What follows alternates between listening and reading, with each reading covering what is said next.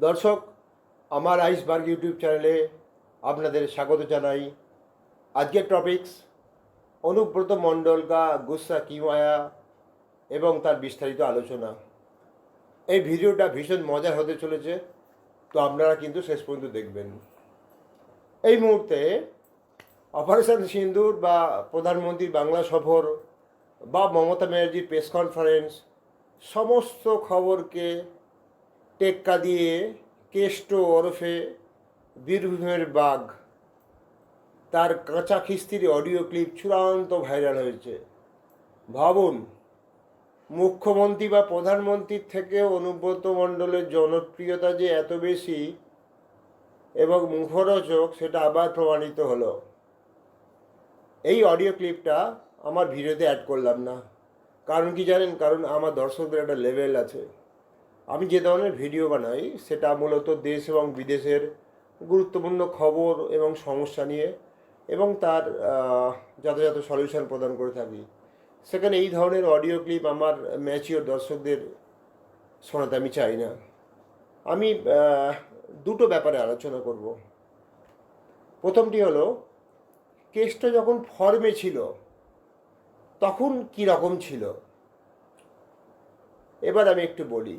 প্রায় 3 বছর জেল খেটে এসছে, অর্থাৎ সংশোধনাগার থেকে সংশোধিত হয়ে এসছে এবং বয়স প্রায় 70-এর কাছাকাছি, এবং এই মুহূর্তে বীরভূমের জেলা সভাপতি পদে না থাকা এবং অন্ডকোষে মারাত্মক ইনফেকশন, এত কিছুর পরেও যদি এই পারফরমেন্স হয়, বুঝতেই পারছেন অনুব্রতর যৌবনকালে কী না করেছে এবং কেন লোকে ওকে এখনও বীরভূমের বাঘ বলে। দ্বিতীয়টি হলো, অনুব্রতর এই কাঁচা খিস্তিকে কেউ কিন্তু ক্রাইম মানছে না। সাধারণ জনগণ থেকে বিরোধী পক্ষ কেউ কিন্তু অনুব্রতর বিপক্ষে কথা বলছে না, এবং অবাক হবেন, বাংলার অধিকাংশ জনগণ এটাকে নীরবে কিন্তু সাপোর্টও করে গেছে। তার কারণ, অনুব্রত যে লোকটিকে খিস্তি মেরেছে সে কিন্তু কোনো সাধারণ জনগণ বা বিরোধী পক্ষ নয়, সে একজন থানার আইসি।